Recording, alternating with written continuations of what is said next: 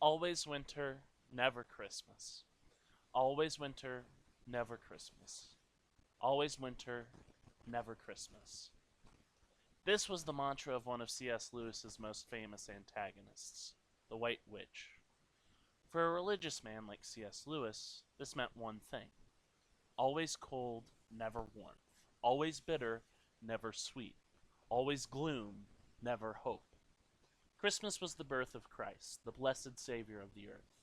Without Christ, winter is just a dark and bitter time of death and decay.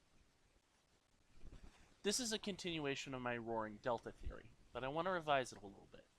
Instead of a parallel to the unholy trinity, I want to start looking at the Roaring Delta in regards to a chessboard. In this sense, Carol would not actually be the bishop, she would be the queen. So now we have 3 of 5 on this board. We have the queen, Carol. We have the knight, Undead Des, and we have the rook, Chris. The pawns would easily be represented by the titans, or any other servant of the knight. So now we have 2 spots. I say this because upon closer inspection, I think Asgore may be involved with the secret plot. Asgore says he is working for Carol, but if you go back and look at his dialogue, he seems to imply more than just yard work. There is some secret dialogue you can find that mentions him having a black shard. A shadow crystal, perhaps? He says he longs for Toriel to know what really happened on that day Des was lost. If Asgore were on this side of the chessboard, he would undoubtedly fit the position of a king piece. That just leaves the bishop. Perhaps Alvin is part of the knight's board, and that's why he moved Gerson's hammer. However, this still seems unlikely to me. Gerson Boom is one of the primary reasons we were able to beat the Titan at the end of Chapter 4. So it doesn't seem like the knight to place the rival bishop in the 4th dimensional ambush spot, if that makes any sense. Perhaps Gaster is the bishop, but to me, it'd be more likely Gaster is the hand controlling every piece. I'd say if Toby is going for a full chessboard of the Knight's Associates, Alvin would probably be working with them. Or, the so-called Knight's Bishop would be another Darkner, like the Knight. For now, I'll leave my focus to Carol, Death Knight, and Chris as the Roaring Delta, and be open to the very plausible idea of Asgore and Alvin being part of their coven. The Queen is the powerhouse of chess, so perhaps this is why Asgore is the servant rather than the mastermind.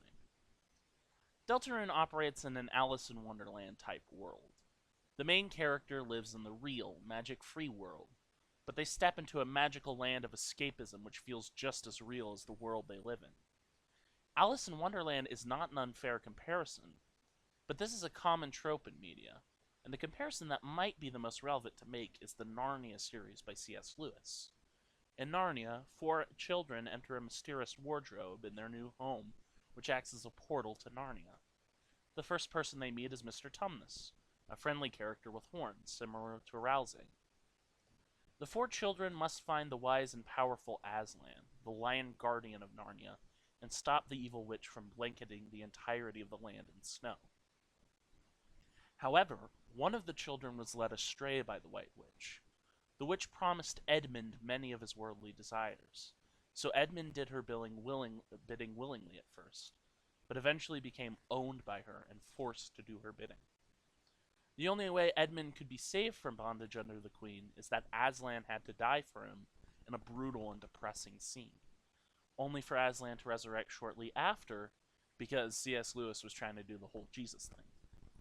In the end, the White Witch was defeated by Aslan, her army was defeated by the 4 children, and Narnia was saved from eternal winter. Gerson Boom's character seems to be heavily based on C.S. Lewis.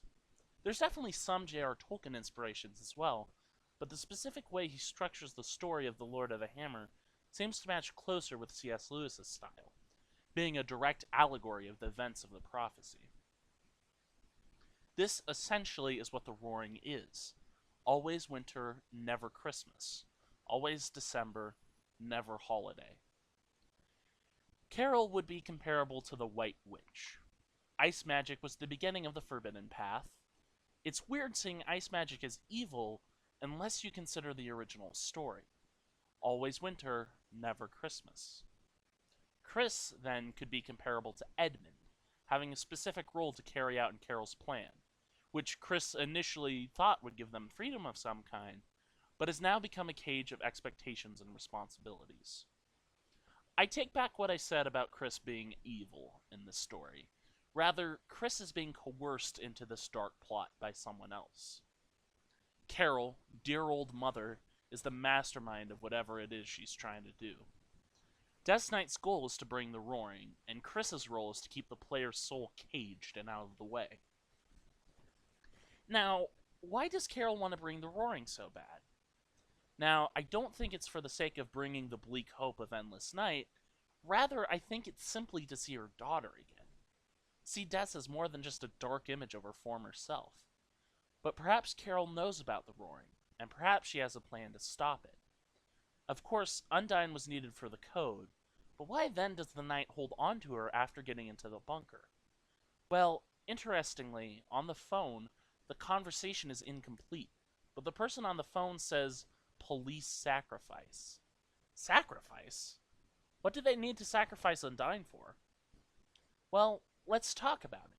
That great tragedy of the prophecy, the thing which Susie refuses to believe will happen. I've talked before about how I think the character of Susie could parallel very nicely to the biblical character of Peter. Someone zealous for their friends, but often quick to speak, occasionally acting on anger or pride. This is interesting because Peter was also the name of one of the 4 children of Narnia. The biblical character of Peter was so zealous, there was one time he actively denied a prophecy because it meant Jesus would be hurt. Christ said the Son of Man would be crucified, and Peter denied it, but Jesus corrected him and said this was the way it was going to be. Now, when we read the prophecy in chapter 4, it is very likely Noelle is actually the second hero of the prophecy rather than Susie. Either way, we have often discussed the Christ-like imagery with Noelle. Perhaps this great tragedy Susie wished to avoid was tied to the death of the second hero. Whether this be Susie's death or Noelle's death, you can tell it's something she desperately wishes wouldn't happen. You can tell it's something she would fight to prevent, even if it's the only way. Noelle, on the other hand, seems like the type of character who would willingly give her life so things could be brought back to normal. Perhaps the only way for the roaring to be stopped is if the soul inhabits a lightener, and that lightener then dies in the middle of the Neo-Dark fountain. This is, if we go off of Christian imagery associated with Deltarune's storyline. Perhaps Undyne has been kidnapped as an unwilling sacrifice Carol wishes to use to bring her daughter back, but prevent the chaos of the roaring. However, if we as the player are forced to inhabit Undyne, and we know Undyne is unwilling to be sacrificed, perhaps we refuse to let this happen. Perhaps this is one of many endings. Noelle dies in the Neo-Dark fountain, and everything goes back to normal. Will she be resurrected? Maybe, maybe not. This is Toby's own story, so I don't expect it to happen 100% to the way it did in the Bible or Narnia. If it does, there needs to be an in-universe explanation of how that would happen. I could see a resurrection taking place through one element of Deltarune's lore, and this is the resetting of the timeline.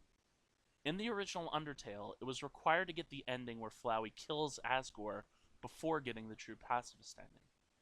You have to get the neutral ending before Flowey loads up your save file right before the fight, and Undyne calls you, allowing a different route to take place. What if it is required to get the ending where Noelle dies, before the save file is reset? She comes back to life, and this is when you find another way to save the world. This allows the prophecy to be true. Noelle still dies, but the resetting of the timeline allows her to live again. These are, of course, only theories that apply in the good route, the one where the player chooses to be an angel of light. As for the evil route, only Toby knows what horrors this will bring by the end of the game. Also, A Giver is Tom Bombadil, fight me.